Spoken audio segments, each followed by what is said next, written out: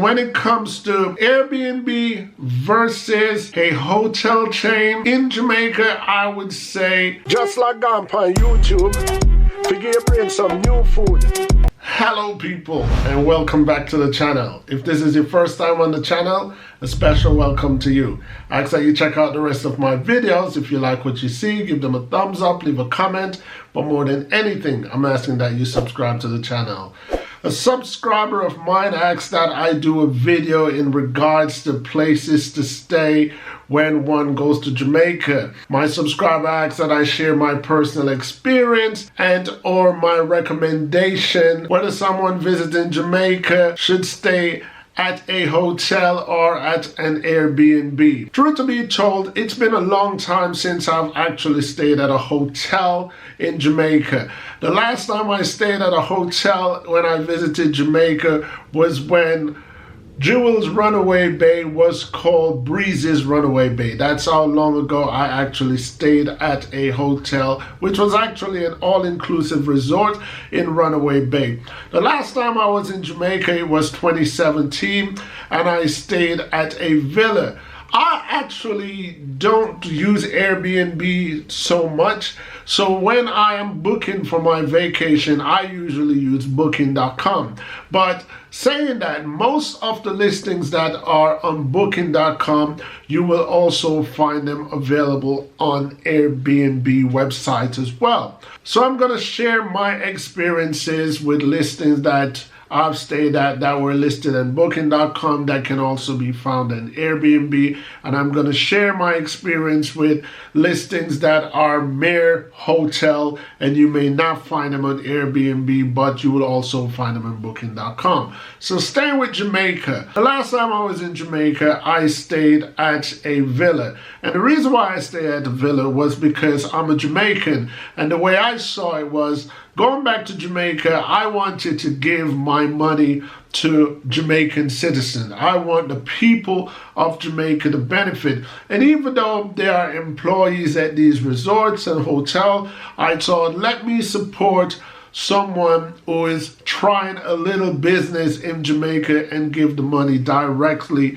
to that individual. So I found a villa that was listed on booking.com that was owned by a Jamaican. I was under the impression that the Jamaican actually lived in Jamaica, but only until I got to Jamaica I realized that the person actually lived overseas. With all that to the side, it didn't really matter so much. As long as it's Jamaican owned, it's a Jamaican property, I felt good and I felt confident that I was giving back money to my Jamaican people. It was a 3-bedroom villa, and they asked me for $2,000 for 2 weeks, which I thought was reasonable, considering the location and considering what was near in the approximate area. I know the price may sound a little bit much because yes, I could get a stay at a resort for the same amount, but keep in mind, like I say, my main mission was to kind of make sure that my money goes into Jamaican people's hand.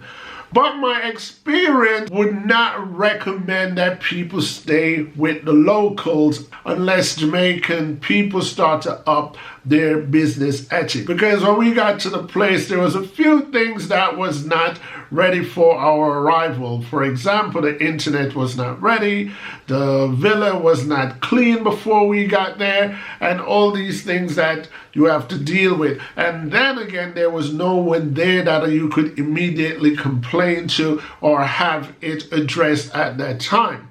So based upon that experience, I would say I would not stay at an Airbnb in Jamaica. Again, I'm not saying this experience extends to everybody that operates an Airbnb in Jamaica.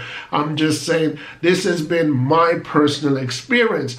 And I would say before I stay at an Airbnb or a local owned villa, again, I would have to have some assurances that there will be no problem when I get there, and that my arrival and what was promised on the listings would actually be there. For example, if you say I'm going to have Wi-Fi, I need Wi-Fi to be there. I don't want to be waiting around 2-3 days out of my holiday until you converse with the necessary companies to turn on the internet in the villa. And that's what I experienced. The worst part that I experienced after staying at a local villa in Jamaica was, after the duration of my stay, I had to hand the key over to the caretaker of the property, or the key holder of the property. And what we had to do was do a walkthrough to make sure that everything was in order and that no damages was done on our part.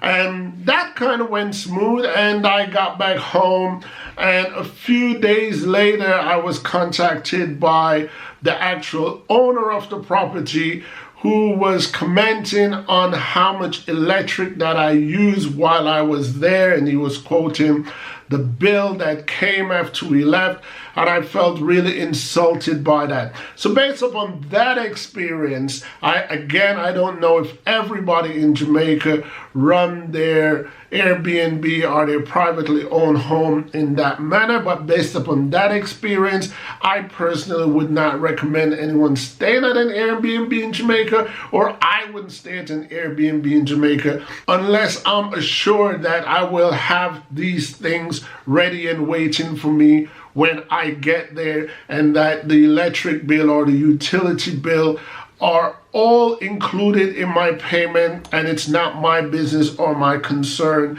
as to how much water I use, how much electric I use, and so on and so forth.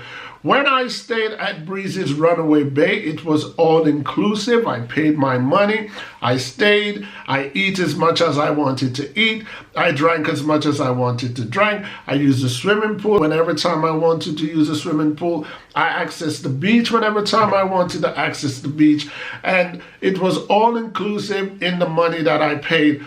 There was no drama after I left. There was no drama while I was there. I had everything that was promised to me. So when it comes to Airbnb versus a hotel chain in Jamaica, I would say go stay at a hotel, because there are certain norms in the Jamaican culture that may not be acceptable to you. For example, if there is a delay in delivering certain promises to Jamaican people, I saw it go, I just one of them thing that, but to someone's coming from abroad, that is not acceptable, and that may just put a monkey wrench into your vacation stay. While when you stay with a major hotel chain, their reputation means a lot to them. So to protect their reputation, as soon as you complain about something, it is remedied, and you definitely will not have to wait around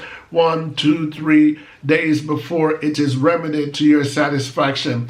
However, let me put a disclaimer there that I'm not saying Airbnb worldwide is not good, and I'm not saying Airbnb in Jamaica is not good. I'm just saying my personal experience, it's not been good. However, I stayed at a resort in Cancun, Mexico for a week, and this resort I found on booking.com as well.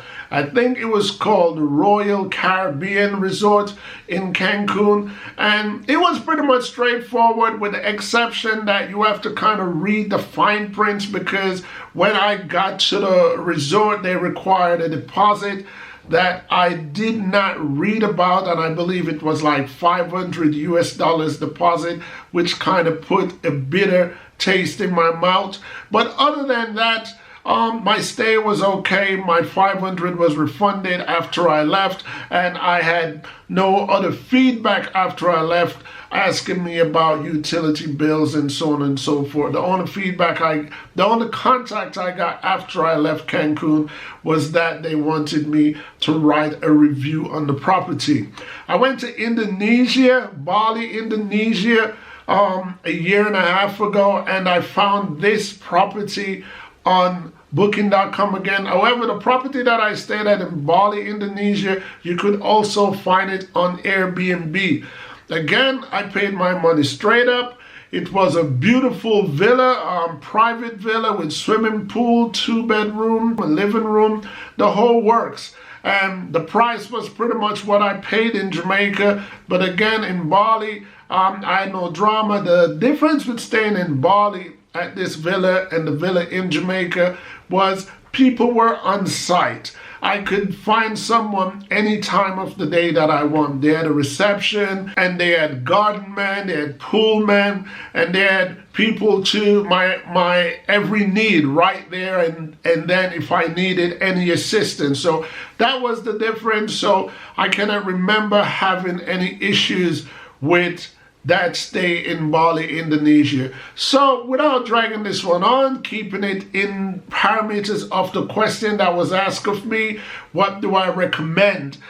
Taking a villa or an Airbnb in Jamaica, from my personal experience, it feels risky to me in regards to satisfaction. That risk I'm talking about. Will I be satisfied? And then again, it depends on how much a person pay. If you pay a very little sum of money that could not equate to a resort stay, then you pretty much kind of expect to get some level of disappointment. But if you spend the same kind of money that you would be spending at a resort for the same amount of time or a chain hotel, then I would say you're taking a higher risk by staying at an Airbnb in Jamaica. However, to my Jamaican people who may operate Airbnb, this is nothing against you. I'm all in support of independence and entrepreneurship, but I'm just saying, put it in the listing. Let people see transparently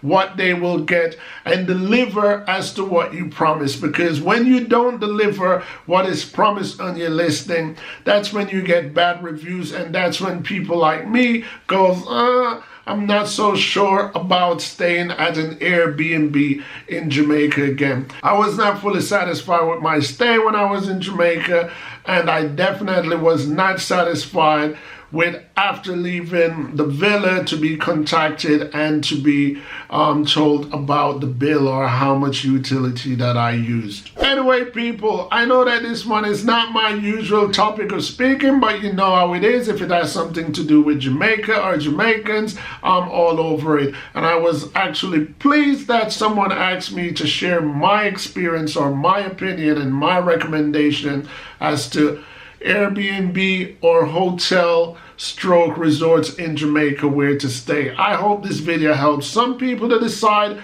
and where they want to stay when they visit the beautiful island of Jamaica.